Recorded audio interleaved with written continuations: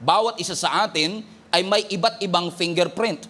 Ganun ka-generous at ka-abundant ang Diyos sa kanyang plano at idea nung nilikha niya po ang mundo. Pero hindi lang natin makikita ang abundance ng Lord through creation. Kita rin po natin ang abundance ng Lord through redemption. Nung ibinigay ng Panginoon ang kanyang kaisang-isang anak na si Jesus, that's a sign of generosity. Na kahit nag-iisa ang kanyang anak, willing niyang ibigay para sa sinful bankrupt men na katulad mo at katulad ko. Ibig sabihin, yung redemption na ito ay nag-showcase ng grace ng ating Panginoon. Overflowing na pagpapatawad na willing niyang ibigay sa lahat ng taong lalapit sa Kanya.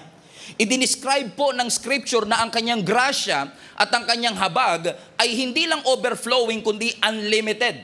A picture of abundance. Na ang pagpapatawad ng Diyos ay higit sa ating mga kasalanan.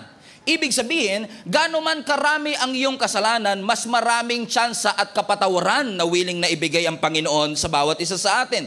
Unlimited ang kanyang forgiveness, unlimited ang grace na pwede niyang i-extend sa bawat isa sa atin. At ang ultimate expression of generosity and abundance is Jesus Christ Himself.